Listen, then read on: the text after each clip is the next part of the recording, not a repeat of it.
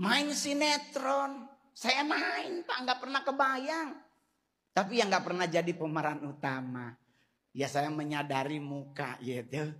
Kalau main sinetron ya selama Aliando Al-Ghazali, Jeffrey Nicole, ya kan, Rio Dewanto, Reza Rahardian masih hidup, susah saya jadi pemeran utama. Susah Pak. Tapi setidaknya saya main sinetron Pak. Sinetron pertama tuh Naik Enak Turun Ogah. Pemeran utamanya legend komedi Indonesia Om Indro dan kawan-kawan. Saya di calling jam 5 sore, jam 4 udah nyampe Pak. Saking semangatnya gitu. Setengah 10 kok belum dipanggil gitu. Kok lama banget? Mongol tanya, belum ya Mongol? Belum, bentar Bang, tapi abang make up aja dulu. Make up? Kok make up? Iya kan abang jadi kuntilanak. Bapak kalau nggak percaya cari di Google, di YouTube. Ada tuh, saya jadi kuntilanak Pak. Nggak ada dialognya Pak. Cuman dikasih tangga duduk di atas pohon. Oke ngol action. Gitu Pak. Tapi nggak apa-apa buat Mongol. Yang penting kan doi masuk. Iya tuh. Sinetron demi sinetron. Sampai sinetron Maija pengen ke Mekah. Itu sinetron muslim Bapak Ibu. Berbarengan dengan tukang bubur naik haji. Mongol ditelepon. Bang mulai besok ya kita stripping. Kalau boleh kalau kasih syuting Bang jam 10. Jam setengah 9 saya udah nyampe. Nyampe di sana Mongol langsung cari sutradara. Saya maksudnya tidak mau main. Karena saya bilang Pak, saya cuma bisa assalamualaikum warahmatullahi wabarakatuh Pak. Saya nggak bisa baca Al-Fatihah. Saya nggak bisa surat-surat yang lain Pak. Soalnya saya Kristen. Sutradaranya bilang nggak apa-apa Pak Mongol. Kita mau ngasih lihat tentang toleransi. Oh gas. Mongol langsung bilang gas. Judulnya apa tapi Pak? Oh babi ngepet Pak Mongol. Mongol langsung mundur, pasti gua yang jadi babi. Karena semua pemainnya Islam. Saya yang Kristen satu-satunya Pak. Judulnya babi ngepet. Pasti jadi siluman babi Mongol. Saya langsung mundur. Oh Tuhan jadi babi kita ini. Aduh Tuhan Yesus. Terus sutradaranya kayak gak ada salah. Dia bilang gak usah takut Bang Mongol. Yang jadi siluman babi udah ada Preti Asmara. Almarhumah. Preti jadi siluman babi. Iya Bang Mongol. Gue langsung tenang. Oh siluman babi udah ada nih. Oh mungkin gue yang jadi babi ngepetnya nih.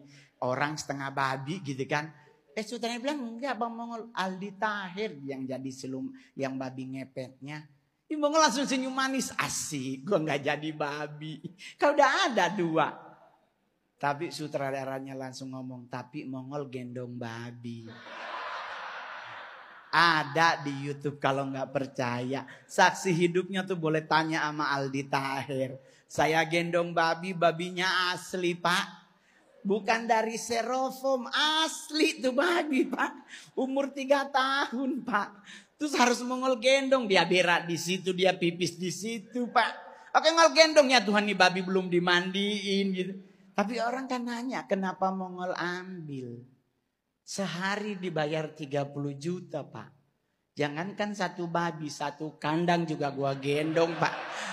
Orang 500 saja kita pungut ya toh. Jadi kalau orang nanya enak ya ada prosesnya Bapak Ibu. Proses itu 10 tahun saya hidup di jalanan. 1 tahun 4 bulan saya jualan koran di Tugu Tani. Satpamnya Arya Duta hafal muka Mongol. Karena kalau kita ada rahasia Satpol PP atau dari dinas sosial kita kaburnya ke Arya Duta. Karena kalau kita lari lewat Kernolong meninggal di jalan belum nyampe pintu masuk Kernolong. Jadi otomatis banyak saksi hidup. Tapi orang kan nanya, kok abang bisa bertahan? Nah ini yang saya juga selalu bilang. Saya juga nggak mikir juga nggak bisa Pak. Karena senior stand up itu ada Radit dan Panji. Ada Ernest Prakasa. Tetapi sampai hari ini. Sampai 2024 ini. Saya adalah stand up komedian yang nggak pernah putus kerjanya. Serius loh Pak. Bahkan besok saya harus ke Bali. Terus hari Sabtu ada acara ulang tahun sama plus akikahan. Bayangkan loh. Ada anak disunat. Kita disuruh stand up. Ini kalau anaknya ketawa, sunatnya rusak. Saya yang harus bertanggung jawab. Saya mikir ini mamanya geser otaknya. Ini anak duduknya susah disuruh ngelawak di depan anak-anak. Tapi orang nanya kenapa diambil, ya balik lagi Pak. Orang acara ini aja bayarannya kecil banget kita ambil. Ya kan? Padahal mohon maaf Pak. Ini acara full gospel businessman. Iya kan? Ini 0,5% dari penghasilan Mongol. Mohon maaf, Indonesia punya 2 stand up komedian paling mahal sampai hari ini. Saya dan Calontong. Per 15 menit Pak, kita udah terima Jakarta 70 sampai 100 juta. Ini udah berapa menit?